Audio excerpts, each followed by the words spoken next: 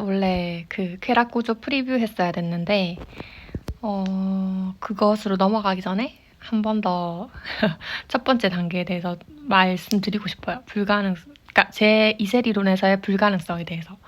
제가 이걸 점점 만들면서 느끼는 건데, 뭔가 저도 되게 막 완벽하게 하고 싶은 거예요. 근데 제가 어차피 만들어봤자 완벽하게 되진 않거든요. 그렇다고 대충 만들어선 되는 건 아닌데, 그러니까 완벽을 추구하면서 만들어야 하지만 그게 결코 완벽이 될 수 없다는 걸 알면서도 근데 자꾸 욕심이 생기는 거예요. 그래서 뭔가 맨 처음 시작할 때는 만드는 과정 자체가 즐거운데 계속 끝에 가면 어차피 완전할 것 아닌 걸 알면서도 완전성을 추구하는 게 좀 힘들더라고요. 어차피 완전한 게 안 될 텐데 이렇게 완전한 것을 하다 보면 오류가 나지 않을까 이런 생각도 하면서 막 그렇게 저 혼자 진짜 속된 말로 시르고 꼬르는 느낌?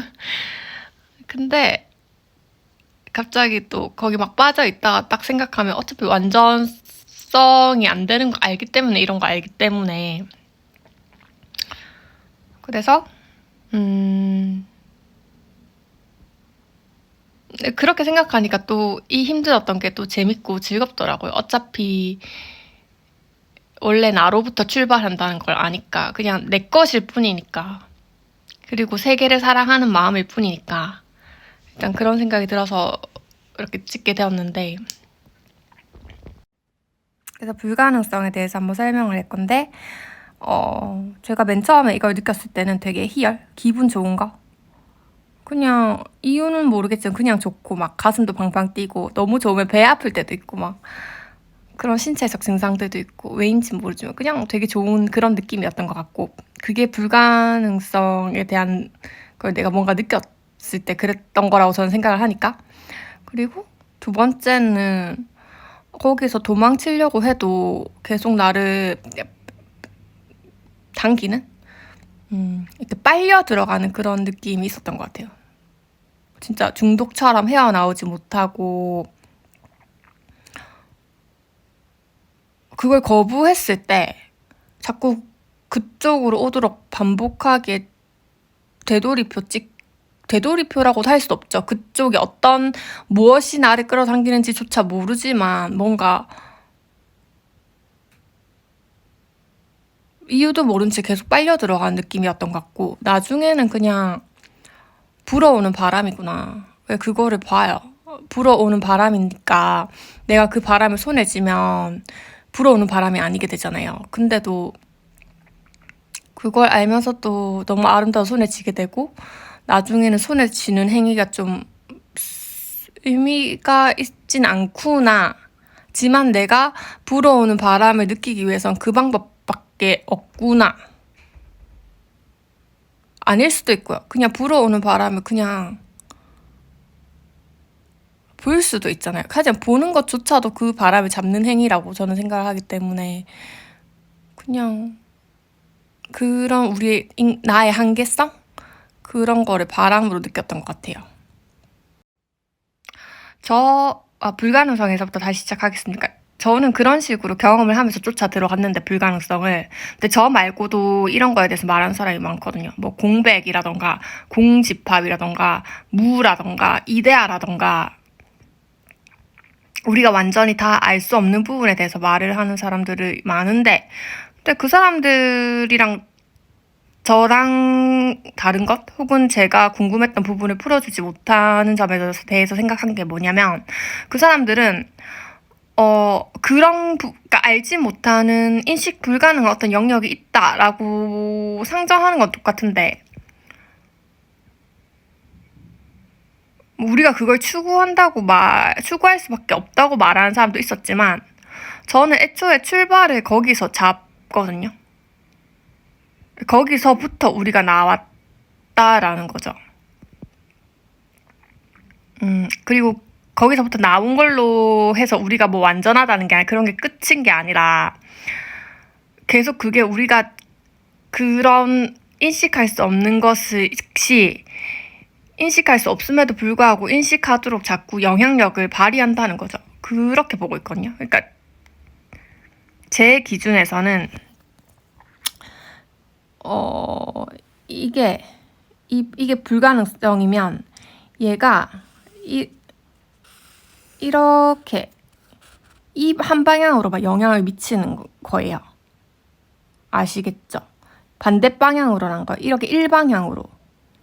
그러니까 최초의 출발점이 여기라서 이쪽으로 간다고요. 그러니까 이쪽에서 나온다고요. 여기서 거꾸로 가는 방향 이런 것 따윈 없다고요. 그게 제 이론에서의 특이점인 것 같고 그렇기 때문에 항상 틈새랑 간극이 있다는 거죠. 완전한 정답은 없으니까 그걸 뭐라고 하면 거짓말이 되는 거고 항상 이쪽에 틈새랑 간극이 있다는 거죠.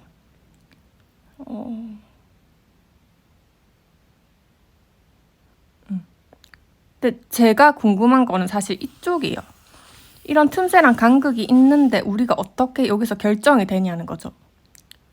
그러니까 이거를 상정해버리면, 이런 불가능성을 상정해버리면, 그러니까 인식 불가능한 것이잖아요. 근데 이건 여기서는 이제 최초로 인식이 가능한 게 되는 건데, 얘가 이 인식 불가능한 것이 자기를 인식하라고 이쪽 방향으로 자꾸 시키는데, 영향력을 발휘하는데, 시키는데, 이렇게 하는 그 과정에 관여하는 건 여긴 굉장히 개인적인 경험이라고 생각하거든요. 저는 여기에 엄청 관심이 많아요. 진짜 다양하겠죠. 네. 여기가 어떻게 이루어지는지에 대해서 설명한 이론은 아무것도 없어요. 이것도 여긴 그래도 불가능이라고 우리가 뭔가 상정을 할 수 있는데, 이게 여기서 인식 불가능한 게 어떻게 인식 가능하게 되는지에 대해서 설명하는 게 없는 거예요. 그러니까 양자역학처럼요. 입자랑 파동이냐의 관계가 그냥 불확실성으로만 남아있잖아요. 저도 굉장히 동감하는 부분이고 너무 궁금해요. 근데 어쩌면 개인적으로는 알고 있을지도 모른다고요. 자기가 뭔가 선택을 해나가거나 막 그런 마법 같은 사건들이 삶에서 있잖아요. 분명히 관련이 있다고 보거든요. 여기에 저는 되게 관심이 많고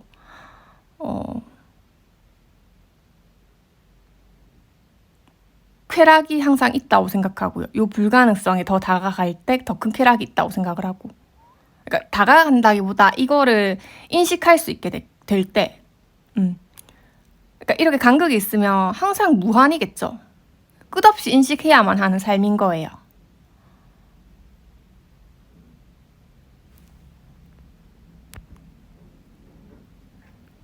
그리고 여기 틈새에서 틈새랑 간극이 있다는 거잖아요. 그럼 여기서 여기로 점핑할 때 어떤 개인적인 경험이 있다고 생각을 하고, 그 개인적인 경험은 공통적인 보편성으로 설명할 수 없겠지만 뭔가 이걸 하면 다 살아간다는 거죠.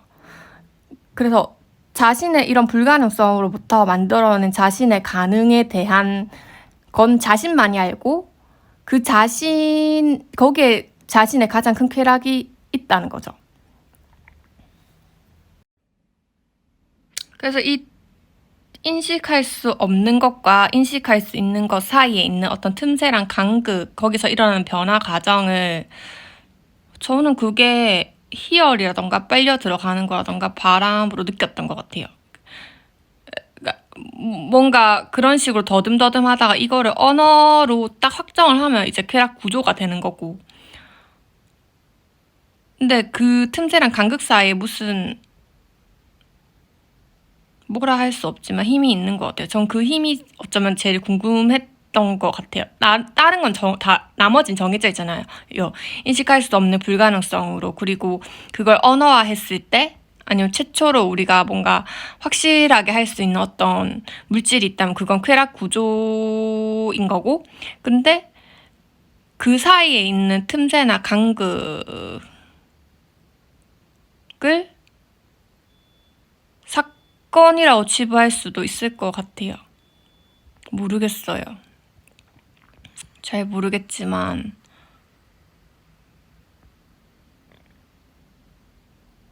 그 부분이 굉장히 개인적인 어떤 서사라는 거죠.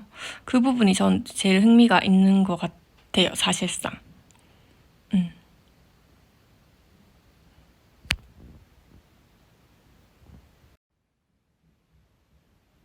그리고 저는 그 틈새나 간극에 있는 그거를 뭐 바람이나 빨려 들어가거나 희열 같은 감정으로 느꼈던 것 같아요.